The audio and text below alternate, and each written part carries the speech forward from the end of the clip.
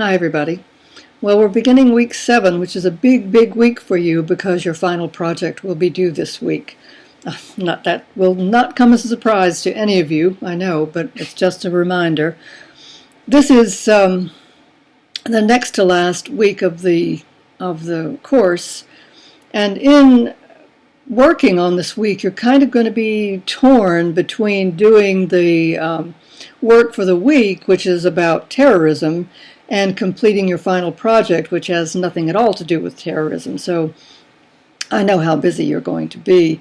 I won't keep you very long in this video, mainly because there's very little that I need to tell you about the actual substance of what you're going to be studying this week. We're really dealing with the impact that 9/11 and its aftermath have had on law enforcement, both in terms of the actual accomplishment of law enforcement and also the ethical concerns that impact law enforcement professionals. One of your readings are about changes to the law that have occurred since 9/11 and as a result of the terrorist attacks. And in thinking about this, I realized that many of you, maybe most of you, I don't know how old you are, but it's been 19 years since 9/11 almost, and so most of you were either not born or you were little children when that occurred, so you probably don't have first-hand memories of what the country was like after the planes flew into the Twin Towers and the Pentagon, and the plane was brought down by its passengers in Pennsylvania. It was scary. It was a scary time. But the problem with scary times, and we hadn't had one on the soil in this country, really, since the Civil War, until 2001. The problem with times like that are so scary is that people tend to overreact. Fear produces overreaction. And that's what we did. Plain and simple. We came out with the Patriot Act, which has lots and lots of constitutional problems attached to it. The hammer came down on law enforcement at all levels, local and state and federal. We had the Department of Homeland Security being created at the federal level, all sorts of increased security measures. The reason you have to take your shoes off at the airport when you get on a plane. You can't take liquids that are in containers bigger than 3.4 ounces. This is all because of 9/11. Was that overreaction understandable? Maybe. In retrospect, it doesn't seem to have been, but at the time, it can be forgiven. I think we've walked a lot of that back. We've worked to undo some of the really grave constitutional difficulties with some of the Patriot Act, which has essentially been gutted, thank goodness. But there are still lingering law enforcement principles and legal and ethical issues that we need to deal with this week. I mean, it's 1 week in a course that is full of all kinds of other considerations. Is really not much time to deal with a topic as deep and broad and troubling as terrorism and its effect on law and law enforcement and ethics. But we're going to do it because that's our mission.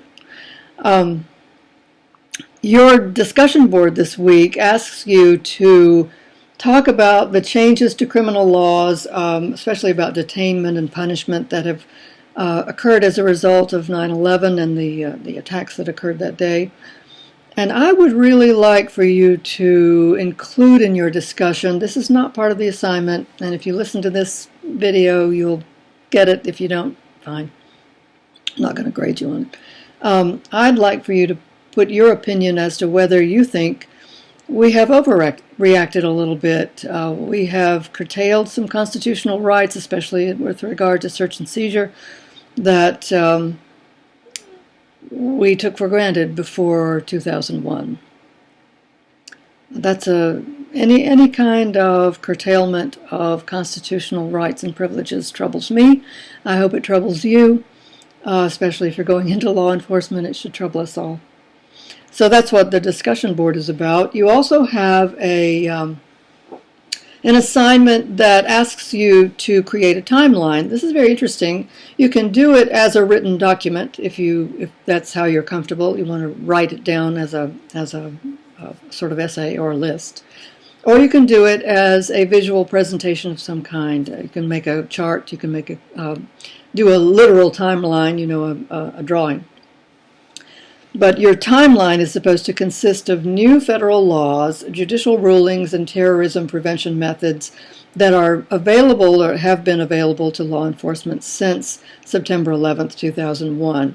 You should have at least 5 events on that timeline. I don't think you're going to have any trouble finding 5 changes to law enforcement that have occurred in the last 19 years. It's been an eventful couple of decades. So. And many of the changes, not all of them, of course, but many of those changes can trace their origins back to September 11th. As you're working on this document, on this timeline, if you have questions and about your discussion board and about anything else, please, please, please ask me. Do it by email, do it in a question in the general discussion board, however you're comfortable doing it. Ask me a question. I will reply to you as quickly as I can and as fully as I can, and I'm very happy to do that. If you're having trouble with any of the assignments, I don't know that unless you ask me a question. If you don't ask me anything, I won't know anything's bothering you until I start to grade your papers, and by then it's, if not too late, because I always let you revise your paper if you need to, then at least it has caused you to have to double your efforts when asking me the question in the first place might have saved you a little time. Let me just say, to close, that I know you're working on your final projects. Here's what I would suggest very strongly for your final project, just as I have for every other written project that you've had. Look at the grading rubric before you start to write. You're going to notice that the first several categories of the final project grading rubric are asking you variations of the same question.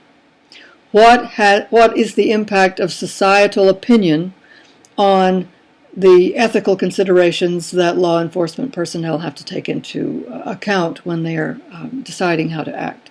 What is the impact of society on law, in other words? I don't know, I don't have the grading rubric in front of me, which is my fault, but there are at least 6 categories that are the very first ones on the grading rubric that are really asking you the same thing in different ways. Rework that information, make sure that you address every single one of those grading categories. As you have discovered, I have to grade you on all of the grading categories in each assignment's grading rubric. I have no choice about that. And if you have not addressed one of those grading categories and you get a 0 in it, that really brings your grade down. And that's, I don't like to do that. It's a very harsh result on your grade. I'm sure you don't like it, but that's the way it is. So the moral of that story is address all of the grading rubrics. Make sure that you've checked and made certain that you have put something in for every one of those grading topics and categories. All right, that's all I'm going to say. I'm closing this one a little earlier than usual. Have a really good week. Ask me any questions you have, and